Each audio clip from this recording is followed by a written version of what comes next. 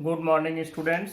आज हम लोग चैप्टर नंबर 3 करंट इलेक्ट्रिसिटी के न्यूमेरिकल प्रॉब्लम्स देखते हैं।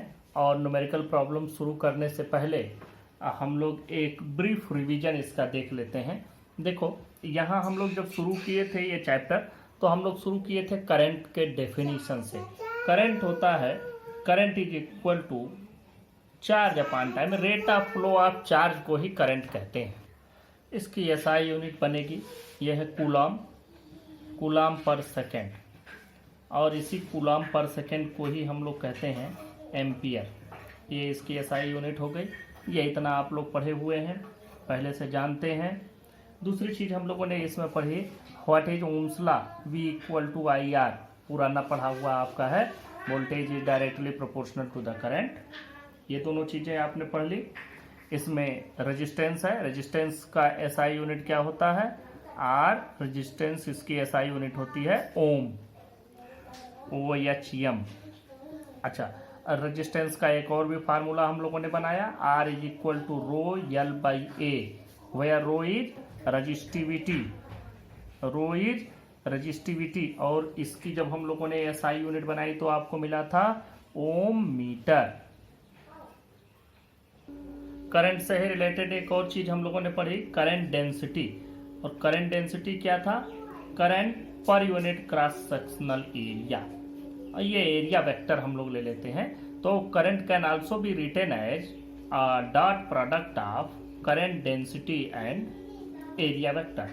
अब अगर करंट डेंसिटी का आप यूनिट बनाते हैं तो क्या बनेगा, एम्पियर पर मीटर स्क्वायर। आपने रेजिस्टेंस भी पढ़ा, रेजिस्टेंस का ठीक उल्टा होता है कंडक्टेंस, और कंडक्टेंस क्या होता है, रेसिप्रोकल ऑफ रेजिस्टेंस 1/R। ये अगर ओम है तो कंडक्टेंस को हम किस में लिखेंगे, कंडक्टेंस को लिखेंगे ओम इनवर्स, या हम इसको एक और भी नाम लिखते हैं मोहो, मो। तो ये भी लिखा जाता है। कुछ और लोग एक और भी इसका बनता है सीमेंस, ये सभी सीमेंस, यस। तो ये इतने इसके हो गए। अब रजिस्टिविटी आपने पढ़ी, रजिस्टिविटी से ही रिलेटेड है कंडक्टिविटी।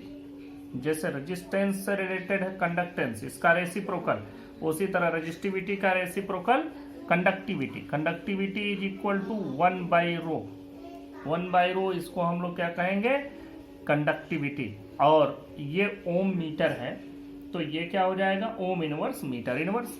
जैसे ये ओम इनवर्स हुआ तो ये हम लोग कहते हैं ओम इनवर्स मीटर इनवर्स, या ओम इनवर्स को हम लोगों ने एक और नाम दिया मो, मोहो।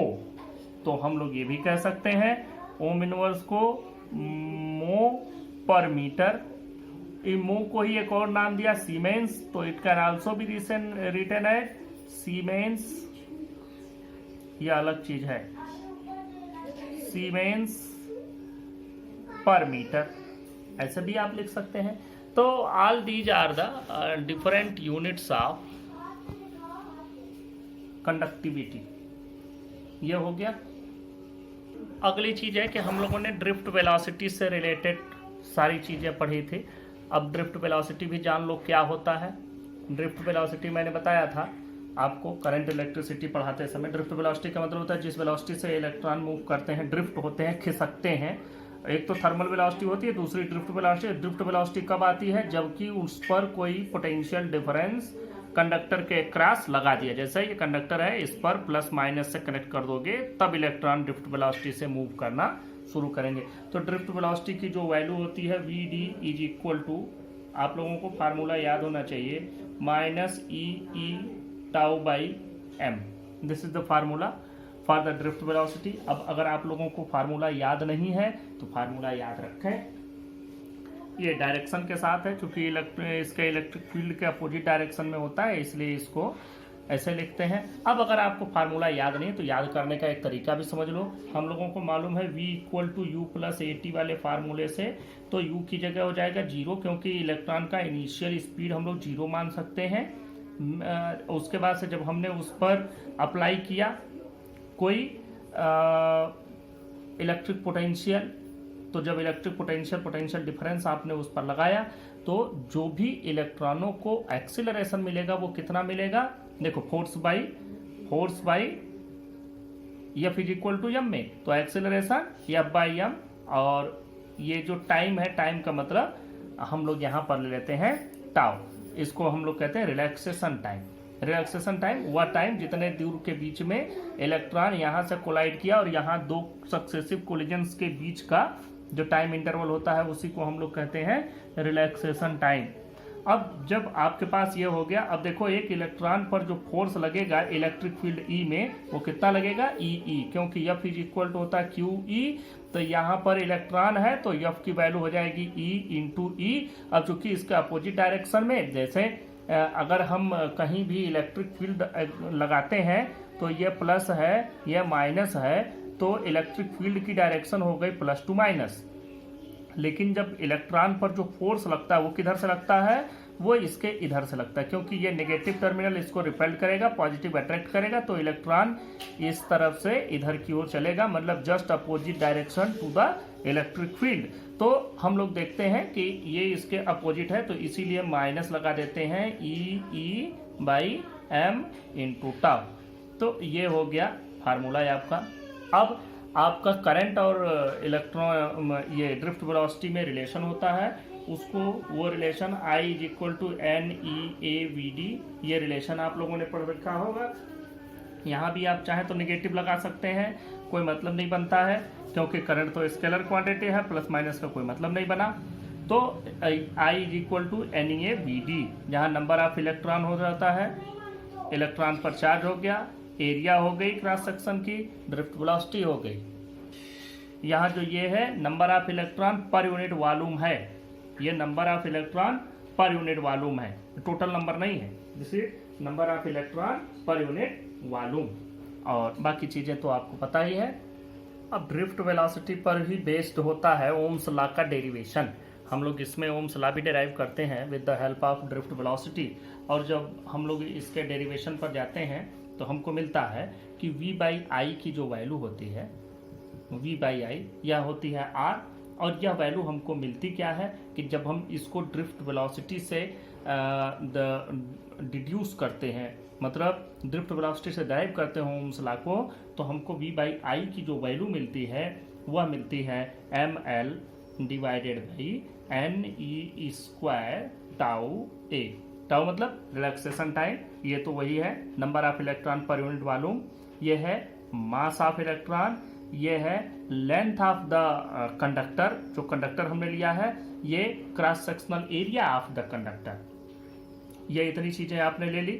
अब इसी में से देखो m by n e square tau जो होता है, m by n e square tau into l by a, इसी को हम लोग क्या कहते हैं, इसी को हम रेजिस्टेंस, जैसे ये तो पूरा रेजिस्टेंस हो गया, क्योंकि v बाई आई का जो रेशियो होता है वो तो रेजिस्टेंस होता है, ये तो पूरा आई हो गया, लेकिन यह इतनी चीज जो बच गई, this is rho, it can also be written as rho l by ए।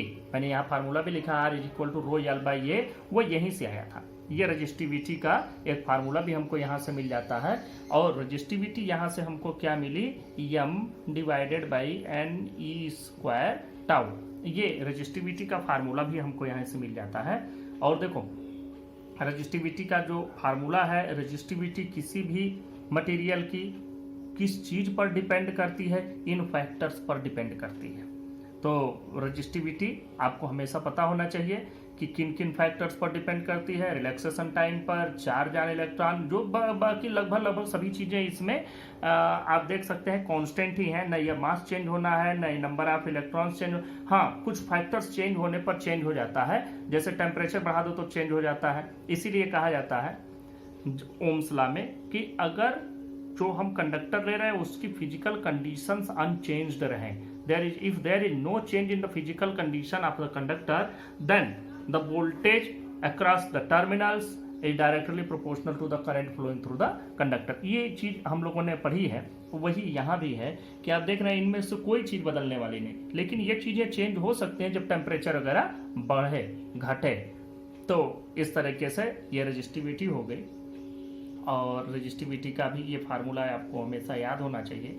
ये हम लोग जल्दी जल्दी इसका एक रिवीजन देख लेते हैं। देखो ओम्स लॉ हम लोगों ने पढ़ा, V is equal to I R, ठीक है।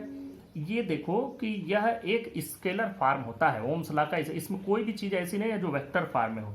लेकिन अगर हम इसी के वेक्टर फॉर्म पर जाते हैं तो देखो, जब मैंने आपको चैप्टर नंबर 1 में पढ़ाया था पोटेंशियल इलेक्ट्रिक फील्ड और दूसरे चैप्टर में पढ़ाया था पोटेंशियल, तो सेकंड चैप्टर में जब पोटेंशियल मैंने पढ़ाना शुरू किया, इलेक्ट्रिक पोटेंशियल, इलेक्ट्रोस्टैटिक पोटेंशियल, तो वहां ही मैंने बताया था कि ये भी इलेक्ट्रिक फील्ड के अंदर किसी लोकेशन की कैरेक्टरिस्टिक को बताता है। और लोकेशन की कैरेक्टरिस्टिक को दो तरीके से बताते हैं। एक तरीका होता है इलेक्ट्रिक फील्ड से, कि यूनिट अगर चार्ज रखा गया है तो उस पर लगने वाला जो फोर्स होगा उससे पता करते हैं, वो होता है E is equal to F by Q, ये वेक्टर फॉर्म हो जाता है। और दूसरा कि इसको इन्फिनिटी से, इन्फिनिटी मतलब out of the electric field से इलेक्ट्रिक फील्ड के अंदर किसी पॉइंट तक ले आने में किया गया वर्क डन यूनिट चार्ज को, तो वो हो जाता है V is equal to W by Q, work done per unit charge.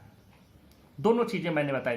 तो ये स्केलर चीज है, ये वेक्टर है। तो अगर हम लोग इसके स्केलर फॉर्म को पढ़ चुके हैं तो there must be some vector form. बहुत सारे बच्चे इसको रट्टा भी मारते हैं, रटने की कोई जरूरत नहीं। अगर आपको ये चीज याद है यहाँ से कि हम लोग इलेक्ट्रिक फील्ड की जगह पर लोकेशन की कैरेक्टरिस्टिक के लिए हम लोग अगर इलेक्ट्रिक फील्ड से करते हैं तो पोटेंशियल से भी करते हैं, एक वेक्टर है एक स्केलर है, तो आपको ये पता हो जाएगा कि यहाँ पर अगर हम वेक्टर फॉर्म में लिखेंगे तो क्या आएगा, वेक्टर फॉर्म में आएगा आपका इलेक्ट्रिक फील्ड। और देखो करंट अभी आपने पढ़ा है, लेकिन करंट तो स्केलर क्वांटिटी है। करंट से ही रिलेटेड अभी मैंने आपको यहां पढ़ाया current density, current per unit cross sectional area. तो अब ये क्या चीज है, ये है करंट डेंसिटी। तो करंट डेंसिटी यहां पर इसकी जगह करंट डेंसिटी आ जाएगी। अब देखो R की जगह पर हम लोग यहाँ रजिस्टिविटी लिख देंगे। क्यों? क्योंकि ये तो एक रेजिस्टेंस जो है किसी भी कंडक्टर की प्रॉपर्टी हो गई। अब हम वेक्टर फॉर्म पर चल रहे हैं। वेक्टर फॉर्म पर मतलब उस कंडक्टर के मटेरियल की प्रॉपर्टी, मटेरियल की प्रॉपर्टी होती है रजिस्टिविटी। रजिस्टिविटी किसी कंडक्टर का नहीं होता, बल्कि कंडक्टर के मटेरियल का रजिस्टिविटी होती है। वायर है कापर का, तो उस वायर की नहीं होगी, कापर की रजिस्टिविटी। एल्युमिनियम का वायर है तो एल्युमिनियम की रजिस्टिविटी होगी। आयरन का है तो ये समझ लो। तो ये हो गया vector form of the Ohm's law. अगली चीज हम लोग इसी में पढ़े थे मोबिलिटी। मोबिलिटी क्या होती है? मोबिलिटी होती है जैसे ड्रिफ्ट, कितना उसमें जो चार्ज कैरियर है, किसी भी मटेरियल का जो चार्ज कैरियर कितना ज्यादा मोबाइल है, कितना ज्यादा गतिमान हो सकता है, उतना ही ज्यादा उसकी कंडक्टिविटी भी होगी, उतना ही अच्छा वो कंडक्टर होगा। तो देखो मोबिलिटी क्या होती है कि हम लोग इसमें जो किसी भी कंडक्टर के अंदर कोई भी चार्ज कैरियर का मोशन है उसको किससे डिफाइन करते हो? उसको हम डिफाइन करते हैं ड्रिफ्ट वेलोसिटी से। तो अब यहां पर समझो कि मोबिलिटी भी ड्रिफ्ट वेलोसिटी से ही होगा। ड्रिफ्ट वेलोसिटी से ही मेजर करेंगे कि जितनी ज्यादा ड्रिफ्ट वेलोसिटी उतनी ही ज्यादा मोबिलिटी। लेकिन ड्रिफ्ट वेलोसिटी जो इलेक्ट्रॉन की होती है वो क्या होती है? वो वैरी भी करती है। कैसे वैरी करती है? अगर आप इलेक्ट्रिक फील्ड ज्यादा लगा दिए तो वो ज्यादा हो जाएगी। आपने अभी ये फार्मूला भी देखा, यहाँ पर अभी मैंने आपको बताया जहां पर ड्रिफ्ट वेलोसिटी का फार्मूला, वहां यहाँ अगर यह बढ़ा दिया, इलेक्ट्रिक फील्ड बढ़ा दिए, तो जैसे ये चीज और ये चीज सभी कुछ इसमें इलेक्ट्रिक फील्ड पर ही डिपेंडेंसी है। अगर मान लो इलेक्ट्रिक फील्ड बढ़ा दिए, जैसे ई और एम तो नहीं चेंज होना है, अगर इलेक्ट्रिक फील्ड बढ़ा दिया तो ये रिलैक्सेशन टाइम घट बढ़ जाता है, जिससे मोबिलिटी ड्रिफ्ट वेलोसिटी चेंज हो जाती है। तो हम क्या करते हैं कि इसके वैसे तो अलग से मोबिलिटी बनाने की जरूरत ही ना पड़ती अगर हम लोग इससे डिफाइन कर लेते तो इससे डिफाइन नहीं हो सकता है, क्योंकि अलग अलग इलेक्ट्रिक फील्ड पर अलग अलग ड्रिफ्ट वेलोसिटी आती है। इसलिए हम लोग चार्ज के या कंडक्टर के इलेक्ट्रॉन्स की मोबिलिटी को चेक करने के लिए अलग अलग कंसेप्ट बनाते हैं। Mobility is drift velocity per unit electric field, ये वैल्यू आ जाती है। अब ड्रिफ्ट वेलोसिटी क्या है? देखो ई टाउ बाई एम, तो रख दो ई टाउ बाई एम और डिवाइडेड बाई ई से ई कैंसिल हो जाएगा। नेगेटिव रखने की कोई जरूरत नहीं है। तो म्यू इज इक्वल टू कितनी वैल्यू बचेगी? ई टाउ बाई एम। अब इसमें देखो, इसमें कहीं भी कोई एक्सटर्नल फैक्टर नहीं आ रहा है। एक्सटर्नल फैक्टर का मतलब कि इलेक्ट्रिक फील्ड नहीं है, ये कांस्टेंट है, ये कांस्टेंट है। और जनरली अगर टेम्परेचर कांस्टेंट है तो relaxation time is also a constant, therefore it defines the mobility of a conductor। तो यहां से मोबिलिटी पता कर सकते हैं। मोबिलिटी का एक डेफिनेशन हो गया। अब देखो टेम्परेचर की बात उठी है तो टेम्परेचर पर रेजिस्टेंस की डिपेंडेंसी कैसे होती है, जरा उसको भी समझ लो कि टेम्परेचर के साथ रेजिस्टेंस कैसे घटता बढ़ता है। तो मैं आप लोगों को एक फार्मूला बताता हूँ। हम लोग जो फार्मूला यूज करते हैं जनरली ये है कि जैसे देखो, अगर मान लो कि कोई आपको रेजिस्टेंस की वैल्यू दी गई है टी टेम्परेचर पर, मान लो आपको रेजिस्टेंस की वैल्यू चाहिए, तो रेजिस्टेंस की वैल्यू टी टेम्परेचर पर होती है। अगर मान लो 0 टेम्परेचर पर आर नॉट है तो टी टेम्परेचर पर इसकी वैल्यू होती है 1 प्लस अल्फा टी, जहां अल्फा को क्या कहते हैं, अल्फा आपको मैंने बताया है कोफिशिएंट ऑफ रेजिस्टिविटी, या हम लोग इसको ये भी कहते हैं temperature coefficient of resistivity, temperature coefficient of resistivity. अब अल्फा की वैल्यू कितनी होती है, अल्फा की वैल्यू भी देख लो, where alpha is equal to, where alpha is equal to देखो rho minus rho naught divided by rho naught t minus t naught, ये टेम्परेचर है और ये 0 टेम्परेचर की बात हो गई। रेजिस्टिविटी है एट द गिवन टेम्परेचर, और ये रेजिस्टिविटी है 0 टेम्परेचर पर, ये रेजिस्टिविटी 0 टेम्परेचर पर। इसको हम लोग ऐसे भी लिख सकते हैं 1 बाई रो नॉट, और यहाँ पर ये देखो change in resistivity with respect to the change in temperature, तो ऐसे भी लिख सकते हैं D rho divided by D T, ये भी आप लिख सकते हैं। दूसरी चीज, अल्फा का एक और भी फार्मूला बनता है। मान लो 2 टेम्परेचर R2 और R1, अलग से लिख देता हूं उसको, नहीं तो थोड़ा कंफ्यूजन हो जाएगी। देखो अल्फा के लिए एक और भी फार्मूला आप लिख सकते हैं। मान लो 2 टेम्परेचर, ये 0 टेम्परेचर न दिया, कोई और टेम्परेचर दिया हो कि एक 45 डिग्री दे दिया, एक 50 डिग्री दे दिया, एक 10 डिग्री दे दिया, एक 55 डिग्री, ऐसे भी दे सकते हैं। तो देखो alpha is equal to R2 minus R1, यहीं पे रेजिस्टेंस इसको हम कर देंगे, रेजिस्टिविटी की जगह आप रेजिस्टेंस भी यूज कर सकते हैं। यहाँ पर मैंने क्या बताया, ये वाला फिर रेजिस्टेंस यहाँ आ जाएगा R1, ये रेजिस्टिविटी है, रेजिस्टिविटी के टर्म में हमने डिफाइन किया है, ये रेजिस्टेंस के टर्म में डिफाइन कर देते हैं। और यहाँ पर क्या बच जाएगा, यहाँ पर बच जाएगा आपका T2 माइनस T1, ये फार्मूला भी होता है। तो इस तरीके से 2 टेम्परेचर पर अगर दिया गया है रेजिस्टेंस की वैल्यू, तो आप उसका टेम्परेचर कोफिशिएंट ऑफ रेजिस्टिविटी भी कैलकुलेट कर सकते हैं। रेजिस्टिविटी दिया है तो भी आप temperature coefficient of resistivity calculate कर सकते हैं। टेम्परेचर कोफिशिएंट ऑफ रेजिस्टिविटी दिया गया है तो एक से दूसरे टेम्परेचर पर रेजिस्टेंस पता कर सकते हैं कि इतने टेम्परेचर पर रेजिस्टेंस इतना है तो इतने टेम्परेचर पर रेजिस्टेंस कितना हो जाएगा। देखो ये आर टी की वैल्यू हमने पता करी। अब देखो R1 R2 के टर्म में भी आप इसी चीज को लिख सकते हैं कि अगर R2 की वैल्यू चाहिए तो R1 की वैल्यू से आप कैलकुलेट कर सकते हैं, R1 से 1 प्लस अल्फा, अब ये क्या हो जाएगा T2 माइनस T1। ये ऐसे भी आप पता कर सकते हैं कि R2 is equal to R1, जैसे RT is equal to R nought करके किया, ये 0 डिग्री पर था, ये कोई टेम्परेचर है। तो इस तरह से ये टेम्परेचर डिपेंडेंसी के कुछ फार्मूले हुए। बहुत ज़्यादा क्वेश्चंस तो इस पर नहीं आते हैं, लेकिन आपको फार्मूले सारे पता होने चाहिए। अब यहीं पर आप लोगों का पहले का पढ़ा हुआ चीज़ है कि how the resistance can B combined in series and parallel. बहुत ज़्यादा बताने की जरूरत नहीं है। सीरीज में क्या करते हैं, R is equal to R1 plus R2 plus dot dot dash. Parallel में क्या करते हैं, 1 by R equal to 1 by R1 plus 1 by R2 plus dot dot dash. इस तरीके से equivalent resistance can be determined in series and parallel. ये series का है, ये पैरेलल का है। कैपेसिटर इसके उल्टा जुड़ता है, कैपेसिटर का ये पैरेलल हो जाता है, ये सीरीज हो जाता है। अब सेल के लिए देख लेते हैं। सेल के लिए जैसे सेल का ईएमएफ का फार्मूला आप देखें। सेल का ईएमएफ क्या होता है, ईएमएफ ये होता है कि अगर एक चार्ज है तो उसको एक टर्मिनल से पूरे एक्सटर्नल सर्किट से होते हुए फिर उसी टर्मिनल पर उसके इलेक्ट्रोलाइट से होते हुए ले आना। तो बाहर की सर्किट में जब हम उसको ले करके जाएंगे तो जो वोल्टेज होता है वो उस पर IR होता है, और जब उसके अंदर ले आओगे तो उसके अंदर क्या हो जाएगा, IR हो जाएगा। तो यहाँ से हम लोगों को ये फार्मूला मिल जाता है इसका।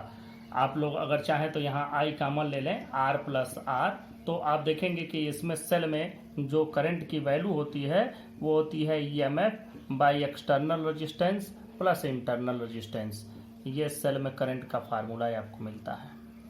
अच्छा, अब सेल के करंट का फार्मूला हो गया, बहुत डिटेल में मैं नहीं जाऊंगा। आप देख लें सीरीज को और सेल को सीरीज और पैरेलल में जोड़ते हैं तो क्या होता है। सीरीज में जोड़ते हैं तो ये बढ़ता चला जाता है, E1 plus E2 plus E3 इस तरह से बढ़ता चला जाता है। और जब हम इसको पैरेलल में जोड़ते हैं तब क्या होता है, सीरीज में देखो, सीरीज की बात करें, सीरीज में E इज इक्वल टू होता है E1 प्लस E2। जैसे जितने भी आप सेल जोड़े होंगे सबका EMF आपस में जुड़ता चला जाएगा। जबकि अगर आप पैरेलल में जोड़ते हैं तो पैरेलल में देखो आपको जो E की वैल्यू मिलती है वह E की वैल्यू आप कहाँ से पाते हैं, वही E का फार्मूला मैं आपको बता रहा हूँ। हम लोग सिंपल लिखते हैं E1 R2 plus E2 R1 divided by R1 plus R2। अब आपको यह समझ में भी आ रहा होगा कैसे आया है। तो इस तरीके से हम लोग पैरेलल का सेल का इक्विवेलेंट EMF कैलकुलेट कर लेते हैं। इसको इस तरह से भी समझ सकते हो, जैसे पैरेलल रेजिस्टेंस जोड़ते हैं उससे। जैसे देखो, अगर टोटल इक्विवेलेंट EMF E हो और टोटल इक्विवेलेंट जो इंटरनल रेजिस्टेंस है वो R हो, तो ये किसके बराबर होता है, E1 by R1 plus E2 by R2। इस तरह से करके हम लोग फार्मूला इसका डिराइव कर लेते हैं, या आप सिंपल E इक्वल टू ऐसे भी लिख सकते हैं। तो यह एक तरीका हो गया कि सेल को कैसे हम लोग जोड़ते हैं तो उसके EMF का क्या होता है, EMF कैसे आपस में जुड़ता है, घटता है। अब सेल को जोड़ने पर जो हमको रेजिस्टेंस वो मिलता है, करंट की बात करते हैं। करंट की बात क्या होती है, देखो V is equal to IR हम लोग फार्मूला पढ़े हैं, तो यहाँ E is equal to IR लिख रहे हैं, तो I की वैल्यू क्या हो जाएगी, E बाई R हो जाएगी। तो मान लो कि एक सर्किट से हमने कनेक्ट किया और ये सर्किट में मान लो कि ये बाहर का रेजिस्टेंस है, तार भी सिंपल जोड़े तभी तार में तो कुछ रेजिस्टेंस होता ही है, और सेल का अपना इंटरनल रेजिस्टेंस भी होगा। इसका मान लो इंटरनल रेजिस्टेंस स्मॉल r है, सेल का EMF E है और एक्सटर्नल रेजिस्टेंस R है। अब E के मान लो बहुत सारे सेल जुड़े हुए हैं, तो क्या हो जाएगा, N सेल जुड़े हैं तो इनका जो टोटल EMF हो जाएगा वो हो जाएगा NE, हमको लिखना है E बाई R। और रेजिस्टेंस क्या हो रहा, ये सभी के सभी रेजिस्टेंस आपस में सीरीज में जुड़ जाएंगे, बाहर तो एक ही रेजिस्टेंस है तो ये R हो गया, और टोटल ये इंटरनल रेजिस्टेंस सबके जुड़ जाएंगे। तो ये हो गया करंट इन सीरीज कॉम्बिनेशन, ये सीरीज के लिए हो गया। अब आप जब पैरेलल कॉम्बिनेशन की बात, इसमें अब आप घटा बढ़ा लेंगे कि ये ज़्यादा होगा तो हम क्या करेंगे, ये ज़्यादा होगा तो क्या करेंगे, वो वेरियस केसेज हैं, उन केसेज को यहाँ नहीं डिस्कस कर सकते, हम लोग सिर्फ फार्मूला जल्दी जल्दी में पढ़ ले रहे हैं। अब बात करते हैं पैरेलल की। पैरेलल में जब जोड़ोगे तो जो टोटल करंट आएगा, करंट आपका पैरेलल में जैसे हम अगर 10 सेल जोड़ते हैं, 10 का EMF एक ही है, तो हमको जो टोटल EMF मिलेगा वो एक ही मिलेगा, सबका EMF इस तरह से नहीं जुड़ता है बल्कि वो इस तरह से जुड़ जाता है। तो हम लोग ये मान सकते हैं कि अगर ये सभी E एक ही हों तो क्या होगा, मान लो कि ये सबका E एक है, R एक है, सब सेम है, तो क्या होगा E by R equal to, फिर यहाँ भी E बाई R, यहाँ भी E बाई R। तो हम क्या लिख सकते हैं, हम लिख सकते हैं कि यहाँ पर जो सबका EMF मिलेगा वो सेम मिलेगा। जैसे 2-2 वोल्ट के 10 सेल अगर पैरेलल में जुड़े हैं तो फिर क्या होगा, पूरे कॉम्बिनेशन का जो EMF आएगा वो 2 ही वोल्ट आएगा। तो यहाँ पर हम लोग देखेंगे कि वो EMF तो चेंज नहीं है यहाँ पर, बल्कि ये जुड़ जा रहा था सीरीज वाला, लेकिन पैरेलल वाला नहीं जुड़ा। पैरेलल में EMF वही ले लिया, E डिवाइडेड बाई R, तो एक ही रेजिस्टेंस यहाँ था, यहाँ भी हम लगाते हैं, लेकिन उसमें जितने भी सबके इंटरनल रेजिस्टेंस होंगे वो तो जुड़ेंगे ना, 1 by R equal to 1 by R1 plus 1 by R2। और मान लो कि ये ऐसे N सेल या M सेल लगे हुए हैं तो फिर कैसे जुड़ेंगे, मान लो ये R बाई N हो जाएगा, क्योंकि ये जोड़ते चलो जाओगे तो ये N बाई R मिलेगा तो R बाई N हो जाएगा उल्टा होने पर। तो हम लोग इसको लिख सकते हैं, देखो I इज इक्वल टू, ये N ऊपर चला जाएगा, NE divided by NR plus R। ये फार्मूला भी आपका एक फार्मूला हो गया। तो इस तरीके से सेल का कॉम्बिनेशन हो गया। सेल के कॉम्बिनेशन में अगर ग्रुप वाला कॉम्बिनेशन है, अगर मान लो सीरीज पैरेलल मिक्स्ड कॉम्बिनेशन की बात करते हैं, ये पैरेलल कॉम्बिनेशन हो गया सेल का, this is series combination. Now mixed combination, mixed combination की बात करते हैं। मिक्स्ड कॉम्बिनेशन में मान लो एक लाइन में N सेल हैं और ऐसी ऐसी M लाइनें हैं, ऐसी ऐसी M लाइन दी गई हैं। एक लाइन में N सेल लगे हैं और N सेल की M लाइन है। हर एक सेल का ईएमएफ ई, हर एक सेल का इंटरनल रेजिस्टेंस आर। तो हमको अगर इनको जोड़ना है मिक्स्ड मतलब कुछ को सीरीज कुछ को पैरेलल हमने किया है, इसमें मैक्सिमम करंट जो मिलने का हमारे पास ये कहो कंडीशन है, in which condition we get the maximum current, that is N R, फिर से लिख देता हूँ, N R is equal to M R. ये कंडीशन होती है, या आप लिख सकते हैं M by N equal to small R by capital R. This is the condition to obtain the maximum current in the case of mixed combination, that is series parallel mixed combination. इसमें देखो M क्या है, number of रो है, और N क्या है, एक रो में नंबर ऑफ सेल है, internal resistance divided by external resistance. ये अगर आपको फार्मूला याद रहता है तो आपको कभी भी इस तरह के मिक्स्ड कॉम्बिनेशन में परेशानी नहीं आएगी। अब पावर और इलेक्ट्रिकल एनर्जी का भी फार्मूला देख लो। पावर और इलेक्ट्रिकल एनर्जी का फार्मूला कैसे बनाते हैं? Power P is equal to होता है W/T, work, rate of work done. यह आपने पढ़ रखा है। यहाँ पर अगर हम इसका फार्मूला बनाने चलेंगे तो क्या फार्मूला बनेगा? देखो, वर्क को एनर्जी भी कहते हैं, तो ये कंज्यूम हो गई एनर्जी है, किस रेट से एनर्जी कंज्यूम हो रही है उसी को हम लोग इलेक्ट्रिकल पावर कहेंगे। अब देखो वर्क के लिए फार्मूला कैसे बनाओगे? देखो V is equal to W/Q, formula आपको याद होगा। अब यहाँ से W is equal to Q into V लिख सकते हैं, तो लिख दो Q into V divided by T। अब ये Q/T क्या हो जाएगा? Rate of flow of charge, तो ये VI, ये फार्मूला बन गया आपका। VI is the formula for power. अब देखो अगर आपको वर्क चाहिए तो वर्क क्या होता है? P इंटू टी, पी का फार्मूला VI बनाया तो VIT, ये फार्मूला हो गया। तो इलेक्ट्रिकल एनर्जी का फार्मूला VIT, हीट प्रोड्यूस्ड का फार्मूला VIT, ये सब फार्मूले इसके हो गए। हीट, इलेक्ट्रिकल एनर्जी, इसका फार्मूला ये हो गया। अब VIT को आप I²RT भी लिख सकते हैं, क्योंकि V को हमने कर दिया IR, तो I²RT हो गया। इसी फार्मूले को आप लिख सकते हैं V²/R इंटू टी, क्योंकि I को लिख दिया V/R, तो V²/R इंटू टी। तो इस तरह से VIT, VT ऐसे करके ढेर सारे फार्मूले आपके बन जाएंगे। और ऐसे ही इसका भी फार्मूला बना सकते हैं। इसमें से सब में से T हटा दो, VI हो गया, I²R हो गया, और ये V²/R हो गया। ये सभी फार्मूले आपके पावर के हो गए, ये सभी फार्मूले आपके एनर्जी के हो गए। ये जूल में आएगा, ये आपका वाट में आएगा। अगर आप इसको कैलोरी में बदलना चाहते हैं तो 4.18 से डिवाइड कर देना, कैलोरी में बदल जाएगा। अब देखो किरचॉफ के लॉ देख लो। फर्स्ट लॉ, इसी को KCL भी बोलते हैं। First law, Kirchhoff's first law or KCL, Kirchhoff's current law, Kirchhoff's loop rule भी बोलते हैं फर्स्ट लॉ को। फर्स्ट लॉ में क्या है कि एक जंक्शन है जिस पर बहुत सारे करंट आ रहे हैं, कुछ जा रहे हैं, कुछ आ रहे हैं, तो आने वाले करंट जाने वाले करंट के बराबर होंगी। ये तो आप समझ सकते हैं।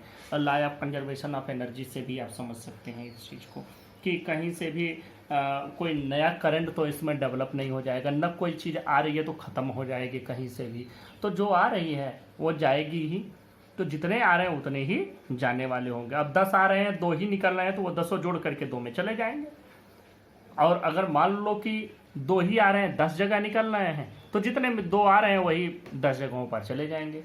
तो ये हो गया कि आने वाले बराबर जाने वाले। या आप ये कह सकते हैं अगर आने वालों को पॉजिटिव लें, जाने वालों को नेगेटिव लें, तो टोटल सम यहाँ पर क्या हो जाएगा? 0 हो जाएगा। तो इस तरह से ये KCL हो गया। दूसरा हम लोग पढ़ते हैं आपका second law, Kirchhoff's second law. ये फर्स्ट लॉ था, इसको जंक्शन रूल कहते हैं, मैंने लूप रूल कह दिया था। जंक्शन रूल कहते हैं, करंट लॉ कहते हैं। दूसरा है second law. Second law KVL, Kirchhoff's voltage law या किरचॉफ्स लूप रूल, इसी का नाम है। इसका जंक्शन रूल नाम है। जंक्शन रूल, ये लूप रूल, ये KCL, करंट लॉ, ये वोल्टेज लॉ, ऐसे करके इसके कई नाम हैं। इसमें क्या होता है कि देखो, जो हर एक कोई भी जितने भी आपके चीज़ें इसमें लगी होंगी, इसमें यह है कि कोई जितने भी एलिमेंट किसी क्लोज्ड लूप में लगे, जैसे मान लो ये क्लोज्ड लूप बना। क्लोज्ड लूप का मतलब कि यहाँ पर एक रेजिस्टेंस है, यहाँ पर एक सेल है, यहाँ पर कुछ भी हो, एक क्लोज्ड लूप बनना चाहिए। क्लोज्ड लूप ऐसे, जैसे मान लो ये क्लोज्ड लूप बन गया, इसको भी तो हम लोग क्लोज्ड लूप ही कहेंगे। अगर इसी में एक और सेल जुड़ गया, ये भी क्लोज्ड लूप हो गया। सेल ना जोड़ करके यहाँ रेजिस्टेंस लगा दो तो 2 क्लोज्ड लूप हो गए। तो इस तरह से क्लोज्ड लूप बनते हैं। अब देखो, किसी भी क्लोज्ड लूप में जितने भी एलिमेंट्स लगे हुए हैं, उन सभी एलिमेंट्स के अक्रॉस जो पोटेंशियल डिफरेंस होता है उनका सम हमेशा 0 होता है। ये किरचॉफ सेकंड लॉ है। वोल्टेज लॉ, वोल्टेज मतलब हर एक पर वोल्टेज कैलकुलेट कर लो, उनका सभी के अक्रॉस जो वोल्टेज का डिफरेंस आ रहा होगा that will always sum to 0, सबका सम मिला करके 0 के बराबर हो जाता है। तो ये आपका Kirchhoff's voltage loop, voltage law या केवीएल या सेकेंड लॉ के नाम से हम लोग जानते हैं। अब जैसे देखो, मैं आपको बताऊं, मान लो कि हम लोग जब इसको लगाते हैं, अप्लाई करते हैं, इसी पर सारे न्यूमेरिकल क्वेश्चंस भी यही दोनों पर मिला करके आपको मिलेंगे। बात करते हैं, देखो अब मान लो कि ये इसको हम P कह दें, इसको Q कह दें। अब इधर से इधर करंट जा रही है, करंट इधर से इधर जा रही है, तो हायर टर्मिनल कौन होगा? ये होगा, ये अपर टर्मिनल होगा, ये लोअर पर होगा। अब अगर तभी तो हाई से लो की ओर जा रहा है, ये हाई पोटेंशियल पर होगा, ये लो पोटेंशियल पर होगा, तभी इधर से इधर करंट फ्लो हो रहा है। तो हम क्या लिखेंगे? Vp minus VQ equal to positive ही आएगा, कभी निगेटिव आएगा ही नहीं। अब अगर इसी को हम VQ माइनस VP करें तो ये क्या हो जाएगा? निगेटिव आएगा। क्यों आएगा? क्योंकि इस जगह का पोटेंशियल कम है, कम वाले में से ज़्यादा घटाओगे तो निगेटिव मिलेगा, ज़्यादा वाले में से कम मिलेगा, मतलब करंट की डायरेक्शन में जब मेजर करोगे तो क्या मिलेगा आपको? पॉजिटिव। करंट के अपोजिट डायरेक्शन में चलोगे तो निगेटिव। अब मान लो एक सेल लगा हुआ है इस तरह से, अब सेल में यहाँ पर P है, यहाँ पर Q है। अब हम P से Q चलेंगे तो higher potential lower potential, higher potential lower potential, यहाँ पर क्या हो जाएगा? यहाँ भी Vp minus VQ equal to positive, और कभी इधर से चलेंगे तो निगेटिव। ये आपका पूरा हो गया Kirchhoff voltage loop, voltage law या किरचॉफ्स लूप रूल। अब इसी में जब आप लोगों ने पढ़ा तो आप लोगों ने एक व्हीटस्टोन ब्रिज भी पढ़ लिया होगा। व्हीटस्टोन ब्रिज, मीटर ब्रिज, ये सभी चीज़ें हम लोग पढ़े हुए हैं। व्हीटस्टोन ब्रिज में क्या है कि अगर कहीं भी रेजिस्टेंस इस तरह से जुड़े हुए हैं, अब देखो इसमें रेजिस्टेंस के साथ साथ कैपेसिटेंस भी, कैपेसिटर भी लगे होते तो भी यही चीज़ आती है।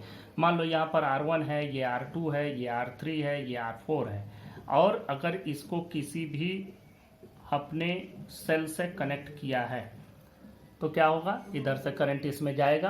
अब अगर एक कंडीशन होती है, यहाँ पर हमने एक गैल्वेनोमीटर लगा दिया, तो ये कंडीशन होती है कि अगर R1 डिवाइडेड बाई R2 और R3 डिवाइडेड बाई R4 ये बराबर हो गए, इसका रेशियो इसके रेशियो के बराबर हो जाए, मतलब ये अगर 1/2 आ रहा है तो ये भी 1/2 ही आए, तो उस कंडीशन में इस गैल्वेनोमीटर के थ्रू कोई करंट फ्लो ही नहीं होगा, यह नल हो जाएगा, इसमें कोई करंट फ्लो नहीं होगा। तो इस कंडीशन को हम लोग कहते हैं व्हीटस्टोन ब्रिज का बैलेंस्ड कंडीशन। बहुत सारे आपको इस पर न्यूमेरिकल क्वेश्चंस मिलेंगे जिसमें ऐसा रहेगा। तो हम लोग न्यूमेरिकल क्वेश्चन जैसे इस टाइप का पाते हैं तो पहले देख लेते हैं कि ये रेशियो बराबर है क्या, बराबर है तो फिर हम इसको कैलकुलेट ही नहीं करते, नहीं तो पता चला इसके कैलकुलेशन में भी माथा लगाया और उसका कोई मतलब नहीं बना। तो फिर ध्यान से इस चीज़ को आपको समझ के काम करना होगा आगे। तो यह व्हीटस्टोन ब्रिज हो गया। मीटर ब्रिज मैंने बताया, मीटर ब्रिज इसी पर बना हुआ एक डिवाइस होता है। ये एक समझो कि एक मीटर का इसमें वायर होता है, और इस 1 मीटर के वायर को यहाँ से यहाँ 2 क्लैंप के बीच में लगाया रहता है, और इनके बीच में ही हमारे पास इसको लगाने का तरीका होता है कि ये बीच में एक जगह होती है, यहाँ पर कोई रेजिस्टेंस बॉक्स या कुछ आप लगा सकते हैं, यहाँ पर कोई अननोन रेजिस्टेंस लगा सकते हैं। कोई ज़रूरी नहीं है कि अननोन रेजिस्टेंस इधर कहीं भी कर सकते हैं, इसको P मान लो, इसको Q मान लो। यह 1 मीटर का होता है। यहाँ से एक गैल्वेनोमीटर लगा देते हैं, यहाँ से आपने एक गैल्वेनोमीटर लगा दिया। रिवीजन में बहुत टाइम लग रहा है इसलिए हम थोड़ा जल्दी भागने की कोशिश कर रहे हैं। तो देखो ये गैल्वेनोमीटर लगा दिया, तो जब जैसे लेकर के चलोगे तो ये P/Q का कुछ न कुछ रेशियो आएगा। वह रेशियो अगर इधर के वोल्टेज और इधर के वोल्टेज के बराबर हो गया। यहाँ पर एक सेल भी लगी रहती है, इस तरह से यहाँ हम सेल भी कनेक्ट करते हैं, तो इस तरह से ये काम करता है। तो अगर इसका रेशियो इधर वाले और इधर वाले रेशियो के बराबर हो गया, भाई इसका भी तो कुछ रेजिस्टेंस आ रहा होगा, कुछ इसका रेजिस्टेंस आ रहा होगा, इस तारों का तो कुछ रेजिस्टेंस होगा, और तार एक होमोजीनियस है, मतलब इसका लेंथ कहीं क्रॉस सेक्शनल एरिया बिल्कुल एक बराबर ही है हर जगह। तो अब क्या है, इस यल लेंथ का रेजिस्टेंस अगर इधर वाले रेजिस्टेंस के बराबर हो गया, या इसका रेशियो यहाँ वाले रेजिस्टेंस और यहाँ वाले रेजिस्टेंस का रेशियो इन दोनों के रेशियो बराबर हो गया, तो गैल्वेनोमीटर में नल डिफ्लेक्शन आएगा। तो उस कंडीशन में हम P by Q equal to this resistance divided by this resistance कर सकते हैं। देखो P by Q equal to उस समय क्या हो जाएगा, बैलेंस है ये यल है, तो इधर वाला हिस्सा क्या हो जाएगा, 100 माइनस यल हो जाएगा। तो देखो यल का रेजिस्टेंस कितना होगा, रो यल बाई ए, और इसका रेजिस्टेंस कितना होगा, रो 100 माइनस यल डिवाइडेड बाई ए। अब देखो ए से ए कैंसिल हो जाएगा, रो से रो कैंसिल हो जाएगा, क्या बचेगा 100 माइनस यल डिवाइडेड बाई यल। तो अगर बैलेंस कंडीशन आप पा जाते हैं, तो बैलेंस कंडीशन में इस फार्मूले से अगर इसमें से किसी एक की, जैसे एक रेजिस्टेंस बॉक्स लगाए हो तो उसकी तो वैल्यू तुमको मालूम है, तो ये वाली वैल्यू आपको मिल जाएगी, क्योंकि ये यल की वैल्यू आप पता कर लिए हैं नल डिफ्लेक्शन ले आकर के। यह मीटर ब्रिज हो गया। इसी तरह से आप लोग पोटेंशियोमीटर भी प्रयोग करते हैं, तो पोटेंशियोमीटर पर हम नहीं जा रहे हैं, अब हम लोग कुछ न्यूमेरिकल प्रॉब्लम्स पर चलते हैं। देखो इसका चैप्टर का 7th क्वेश्चन अब हम लोग देखते हैं। इसमें दिया है रेजिस्टेंस की वैल्यू इतनी है इस टेम्परेचर पर, और 100 डिग्री सेंटीग्रेड पर इतना है, मतलब इस टेम्परेचर पर इतना और इस टेम्परेचर पर इतना, और इसका कोफिशिएंट ऑफ रेजिस्टिविटी आपको कैलकुलेट करना है। तो अब आप कोफिशिएंट ऑफ रेजिस्टिविटी कैलकुलेट कर लें। फार्मूला देखें, क्या हम लोग फार्मूला यूज करते हैं, अल्फा इज इक्वल टू, हम लोगों ने formula R2 minus R1 divided by R1 T2 minus T1, यह फार्मूला हम लगाएं। सारी चीज़ें आपको दी गई हैं, कहीं कुछ सोचना ही नहीं है, और जो भी वैल्यू आप रखोगे तो इससे रखने पर आपको वैल्यू आएगी 0.00394 डिग्री सेंटीग्रेड, 493। अब इसका यूनिट क्या आएगा, यूनिट हम रिवीजन में नहीं बताए थे, यहाँ देख लो, ये तो रेजिस्टेंस यूनिट, इसका तो रेशियो है, सिर्फ इसका यूनिट बनेगा, तो क्या होगा पर डिग्री सेंटीग्रेड। तो आप लिख सकते हैं per degree centigrade. This is the value of. Now move to the question number 3.8। 3.8 में देखो, इसमें कह रहा है कि एक नाइक्रोम का किसी भी चीज का, उससे कोई हीटर है, उसको 230 वोल्ट से जोड़ा गया। शुरुआत में उसने करंट इतना लिया, क्योंकि शुरुआत में तो वो कंज्यूम करेगा, जल्दी से जल्दी उसमें करंट आएगा, उसके बाद उसका टेम्परेचर बढ़ना शुरू होगा। जब इसका टेम्परेचर बढ़ जाता है तो यह एक स्टडी करंट 2.8 एम्पियर पर आकर के रुक जाता है। शुरुआती करंट इतना लेता है, बाद में करंट इस पर स्टडी रुक जाता है। इसका टेम्परेचर कोफिशिएंट है इतना, और जो रूम का टेम्परेचर है, रूम का टेम्परेचर भी दिया गया है 27 डिग्री सेंटीग्रेड। तो रूम का टेम्परेचर आप लिख लें, T1 is equal to 27 degree centigrade room का टेम्परेचर है। तो ये पूछा जा रहा है कि फिर जब ये स्टडी स्टेट में आ जाता है तो उसका टेम्परेचर कितना हो जाएगा। फिर से समझो, हीटर को कनेक्ट किया 230 वोल्ट से, पहले करंट इतना लिया, बाद में करंट इतना लिया, रूम का टेम्परेचर इतना है, तो हीटर का टेम्परेचर कितना। अब यहाँ पर बात आती है, फार्मूला तो हमारा यही लगना है, फार्मूला यही लगना है, लेकिन अब इसमें पता क्या करना है, इसमें आपको जो चीज़ पता करनी है वो चीज़ पता करनी है T2 की वैल्यू, क्योंकि एक तो वैल्यू दी गई है T1 वाली। अब ये वैल्यू, क्योंकि T2 ही तो ज़्यादा होगा, तो उसकी वैल्यू आपको दी गई, और ज़्यादा हो या कम हो, जो वैल्यू दी गई है उसको हम मानेंगे फर्स्ट, और जो होगी उसको मानेंगे सेकेंड। यही चीज़ तो हम लोग पहले भी देखते रहे हैं कि जब तक अभी रेजिस्टेंस इतने पर इतना है तो इतने पर क्या होगा, इस टेम्परेचर पर क्या उस तरह। तो यहाँ रेजिस्टेंस आपको नहीं मिला है। अगर हम यहाँ पर अल्फा की वैल्यू देख लें तो हमको R2 और R1 की वैल्यू चाहिए, तो R2 R1 की वैल्यू पता कर लो। R1 की वैल्यू क्या होगी, देखो V इक्वल टू IR फार्मूले से, तो V/I1 हो जाएगा। V की वैल्यू क्या है 230, I1 की वैल्यू कितनी है 3.2। जब आप इसको रखेंगे तो आपको मिलेगा 71.875 ओम। इसी तरह से R2 की वैल्यू पता कर लें, ये हो जाएगा वोल्टेज, तो उस टाइम भी उतना ही रहेगा, वोल्टेज तो चेंज नहीं होगा। करंट चेंज हो गया, 230 डिवाइडेड बाई I2 की वैल्यू हो गई 2.8, और यहाँ से इसकी वैल्यू मिलेगी 82.143 ओम। तो ये आपको R2 और R1 की वैल्यू मिल गई। अब आपको करना ही क्या है, बाकी सारी चीज़ें तो आपके पास हैं ही। ये फार्मूले से हम डायरेक्ट लिखते हैं T2 माइनस T1 का फार्मूला। देखो यही फार्मूले से T2 माइनस T1 क्या हो जाएगा, देखो R2 माइनस R1, तो ऊपर रहेगा ही, नीचे आकर के R1 अल्फा हो जाएगा। अल्फा की वैल्यू आपको दी गई है। ये सारी की सारी वैल्यू जब आप रखते हैं, मैं रख करके सॉल्व नहीं कर रहा, ये सब मैथमेटिकल वर्क हमसे न कराओ, फिजिक्स पर ही रहने दो। तो ये सारी चीज़ें जब आप रख करके इसको करते हैं तो आपको मिलता है 840.35। अब इसमें T1 की वैल्यू रख दो, तो T2 माइनस T1 का मतलब 227, और ये हो जाएगा 840.35, और यहाँ से जो T2 की वैल्यू आती है, ये वैल्यू आपकी मिल जाएगी 867.35 डिग्री सेंटीग्रेड। बस ये आपका आंसर हो गया। क्वेश्चन नंबर 3.9 पर चलते हैं। इसमें आपको निकालना है करंट इन ईच ब्रांच। सभी ब्रांच में आपको करंट चाहिए।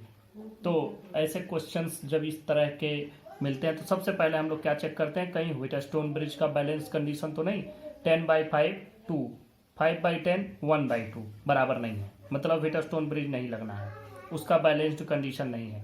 तो अब चलते हैं, बात करते हैं। मान लो यहाँ से करंट आई निकला, करंट आई निकला, या करंट यहाँ आया, दो भाग में बट गया, इसको मान लो I1, इसको मान लो I2।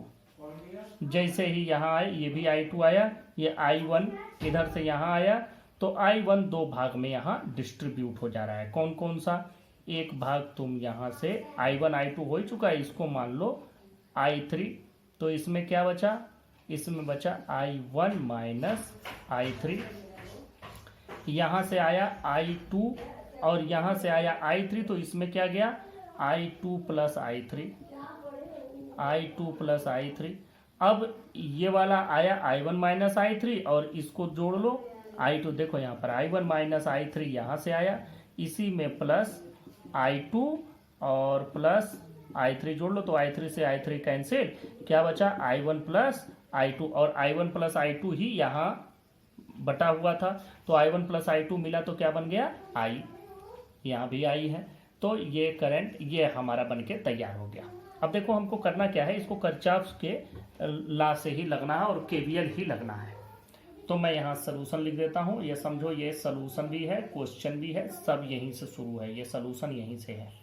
तो अब हम लोग सलूशन की बात करते हैं। देखो इसमें आपको KVL लगा देना, नाम दे दो सबको, जैसे इसको नाम देते हैं A B C D, ऐसे नाम दे दिया। अब इसको लेना होगा तो कोई और इसका भी नाम हम रख देते हैं, मान लो जैसे इसका नाम रख दिया G, इसका नाम रख दो कोई H, ऐसे करके नाम हमने रख दिया। अब हम बात करते हैं, देखो यहाँ पर 3 वेरिएबल्स आपको मिल रहे हैं, कौन कौन से, I1 I2 I3। I तो फिर I1 प्लस I2 के बराबर हो जाएगा, उसको अलग से नहीं लिखना है। 3 वेरिएबल मिल रहे हैं, जितने वेरिएबल होते हैं उतने इक्वेशंस की जरूरत पड़ती है उनके वैल्यू को कैलकुलेट करने के लिए। यहाँ 3 वेरिएबल्स हैं, तो there must be 3 equation in order to solve these equations. तो पहले हम लोग बात करते हैं, किसी एक पर तुम लगाओ किरचॉफ वोल्टेज लॉ। कौन से लूप पर लगाते हैं, देखो ABDA, पहले बात करते हैं ABDA पर, ABDA पर ABDA लूप।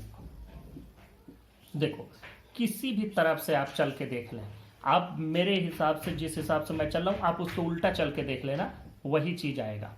मैं मान लो ऐसे इसमें ट्रेवर्स करता हूँ, डायरेक्शन ऑफ ट्रेवर्सल ये है। अच्छा ये भी जरूरी नहीं कि इसमें इस तरह से गए तो इसमें भी इसी तरफ से जाए, इसमें भी आप चेंज भी कर सकते हैं, लेकिन अच्छा रहता है कि हम लोग एक ही ट्रेवर्सिंग का रूल लेके चलें, जिससे कि आपको कन्फ्यूजन कम होगी। तो देखो इसमें वोल्टेज इस पर कितना होगा, इस पर वोल्टेज होगा, इसमें करंट और इस पर रेजिस्टेंस, तो V इक्वल टू IR। तो देखो इस पर हो जाएगा 10 इंटू I1, तो 10I1 हो गया, 10I1।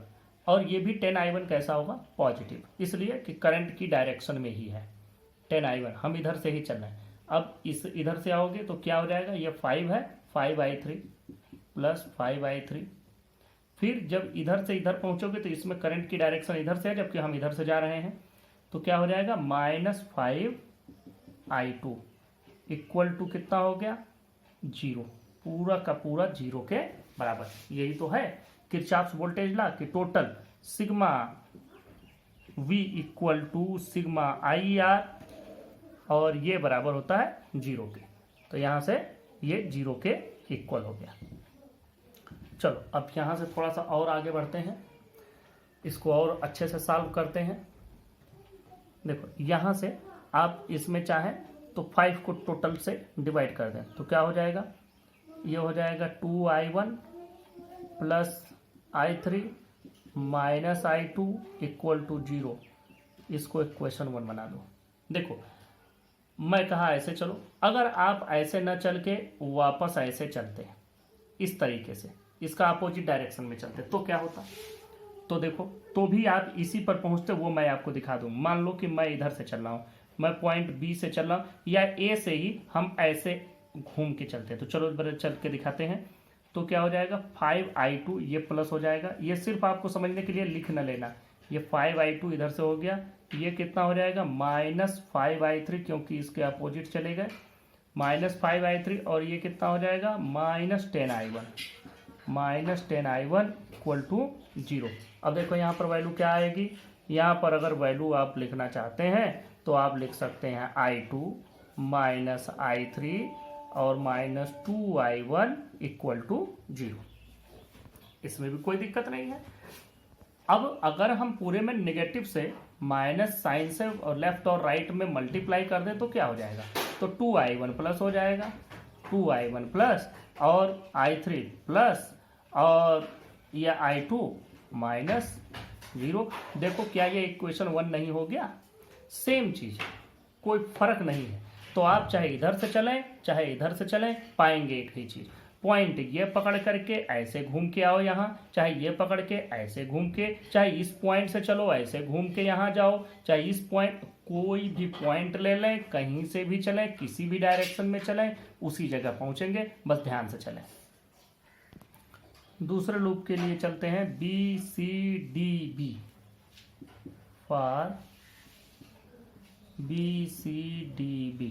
इसके लिए चलोगे तो क्या हो जाएगा, देखो B से चलना शुरू करते हैं तो 5 × i1 माइनस i3 प्लस इधर आ जाएगा, ये नेगेटिव में चला गया तो यहाँ माइनस कर दो इसको, माइनस क्योंकि ये अपोजिट डायरेक्शन में चल रहे हैं इधर से इधर, तो ये हो जाएगा -10 i2 प्लस i3। इधर से जाएंगे तो ये 5 है, तो ये भी अपोजिट डायरेक्शन में, तो -5 i3 इक्वल टू 0। चलो वैल्यू रखो, इसको भी सॉल्व कर देते हैं। पहले तो 5 5 5 ही हटा देते हैं, तो ये i1 माइनस i3, ये हो जाएगा -2i2, ये 5 से डिवाइड भी कर दिया और ब्रैकेट भी ओपन कर रहे हैं, तो -2i2 -2i3 और -i3 इक्वल टू 0। ये यहाँ तक पहुँचे। अब यहाँ तक पहुँचने के बाद आप लोग और थोड़ा सा इसको सॉल्व कर लें। देखें i1 ये -2i2 है तो रहने दो -2i2, और i3 -i3 -3i3 -4i3 equal to 0। This is equation number 2। अब ये लास्ट वाला लूप, जो ये वाला लूप है, ये भी तो क्लोज्ड लूप है, तो इसके लिए बात करते हैं। तो for A D C H G A। अब इसके लिए जब हम जाएंगे तब देखो क्या होगा। हम A से चलना शुरू करते हैं, तो A से देखो 5i2 ये हो गया, ये भी इधर ही जा रहे हैं, प्लस 10i2 प्लस i3, ये लाइन हो गई ये वाली। फिर ये इधर आए यहाँ पर, तो ये वैल्यू कितनी हो गई, इधर से इधर जा रहे हैं, नेगेटिव से पॉजिटिव, मतलब -10 इक्वल टू 0। फिर यहाँ ये पर पहुँच गए, बीच में तो कुछ है नहीं, एक और भी है, 1 मिनट। ये -10 हुआ और इसमें हम इधर से आ रहे हैं और करंट इसमें किधर से किधर जा रही है, देखो करंट भी इसमें इधर से इधर ही जा रही है, तो +10, ये -10 तो हो ही गया, +10, इसके लिए बात करते हैं 10i, i का मतलब हमने क्या बताया था, i1 + i2, सब i1 i2 में ही लिख रहे हैं, i ले आएंगे तो फिर एक नई दिक्कत।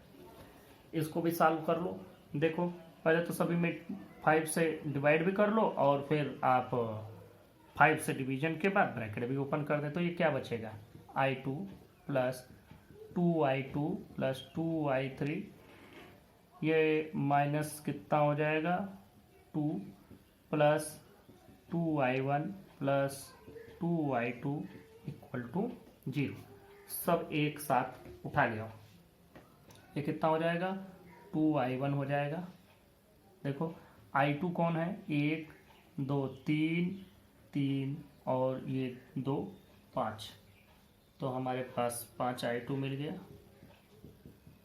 +5i2, 2i3 है, बस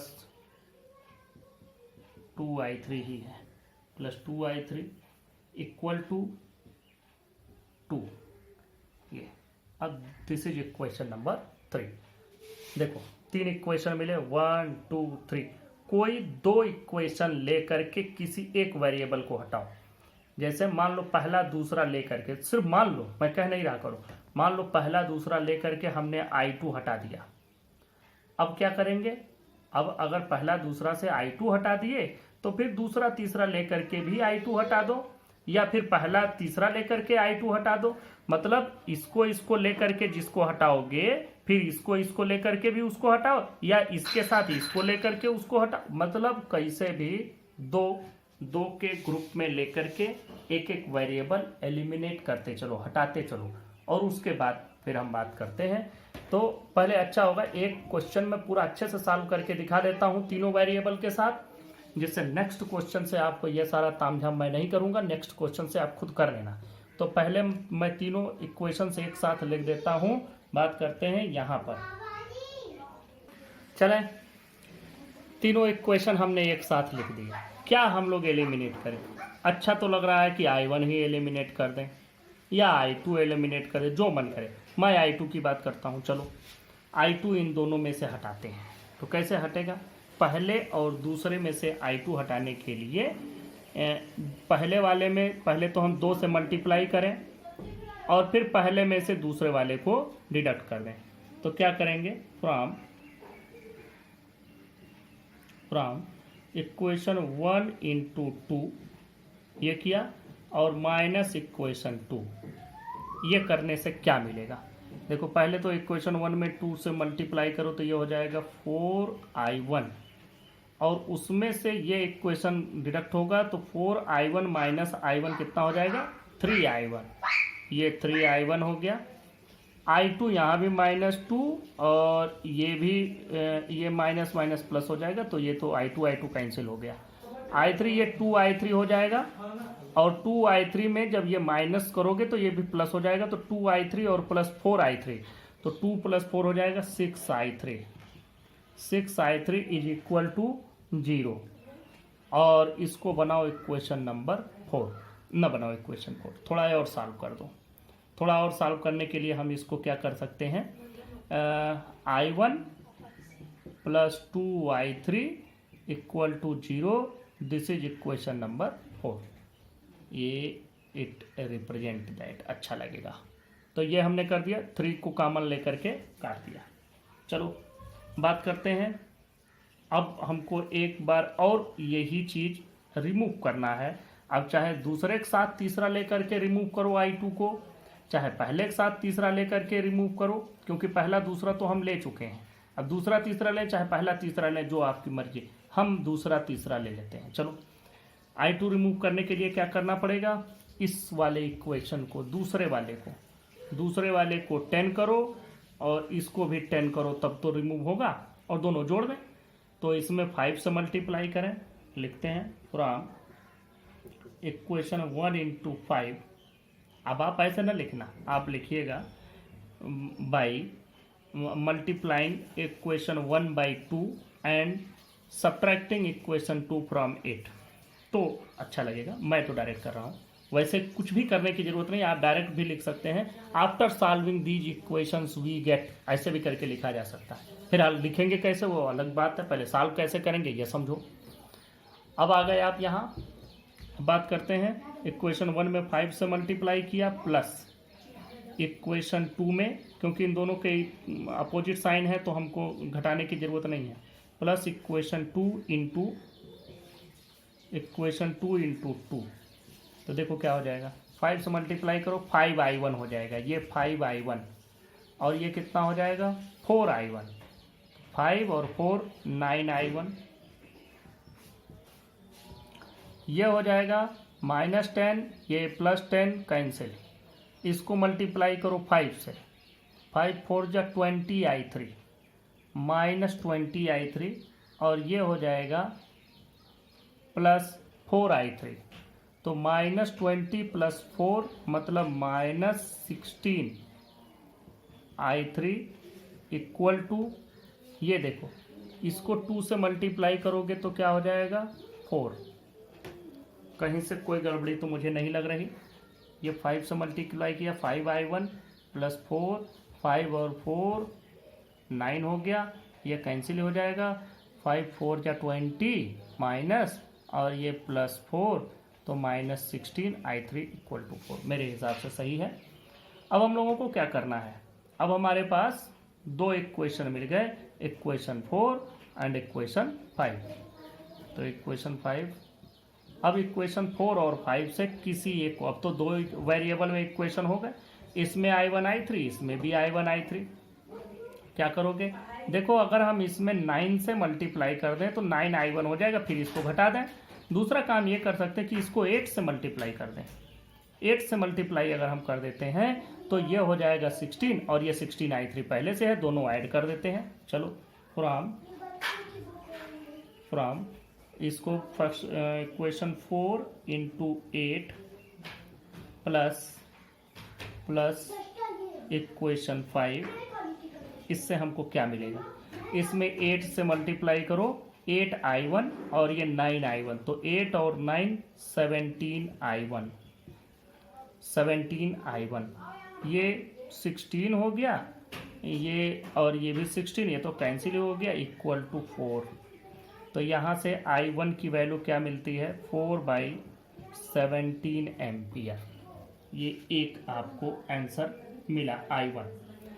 ये i1 की वैल्यू किसी एक में उठा करके रख दो, चाहे इसमें, तो दूसरे वाले की भी वैल्यू आपको मिल जाएगी। मान लो 4/17 की वैल्यू हमने इसमें रखी, फ्रॉम इक्वेशन 5। देखो 9i1 मतलब 9 इंटू 4/17, 9i1 हो गया, माइनस 16i3 इक्वल टू 4। यहाँ से देखो -16i3 की वैल्यू क्या हो जाएगी 4 माइनस 9 4 जा 36/17।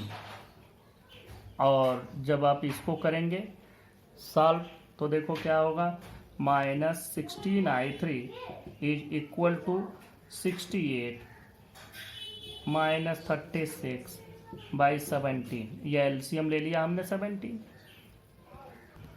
ये डिडक्ट करो 8 - 6 2, 6 - 3 32 डिवाइडेड बाई 17। अब यहाँ से i3 की वैल्यू कैलकुलेट कर लो, i3 की वैल्यू क्या हो जाएगी -32 डिवाइडेड बाई ये 16 भी आ जाएगा इंटू 17। तो 16 से ये कैंसिल हो जाएगा 2 टाइम्स, तो ये हो जाएगा -2/17 एम्पियर। अब ये तुमको i3 की वैल्यू मिल गई। i1 और i3 मिल जाने के बाद सीधा किसी भी एक इक्वेशन में रख दो, 1 2 3 में से i1 और i3 की वैल्यू हम इक्वेशन 1 में रख देते हैं। फ्रॉम इक्वेशन 1 मैं लिख भी देता हूँ 2i1 - i2 + i3 equal to 0। अब ये वैल्यू पुटअप करते जाओ, 2i1 मतलब 2 इंटू i1 की वैल्यू आपकी आई 4/17, 4 बाई माइनस i2 ये तो आपको कैलकुलेट करना है। प्लस ये भी वैल्यू माइनस में आ रही थी, ये डायरेक्ट माइनस कर दो, तो -2/17 इज इक्वल टू 0। अब यहाँ से देखो, ये हो जाएगा 8/17 और ये हो गया -2/17, तो 8 - 2 मतलब 6/17, 6/17 माइनस I2 इक्वल टू 0। यहाँ से क्या मिला, I2 इज इक्वल टू 6/17। तो ये तीनों वैल्यू मिल गई। I1 आपको मिला, एक जगह लिख लो, I1 आपको मिला 4/17 एम्पियर, I2 आपको मिला 6/17 एम्पियर, I3 आपको मिला -2/17 ampere. This is answer of this question, this is answer of this question. Next lecture में हम लोग इसके कुछ और क्वेश्चन देखेंगे, क्योंकि ये लंबा वीडियो हो गया है। इसी पर बंद करते हैं। Thank you.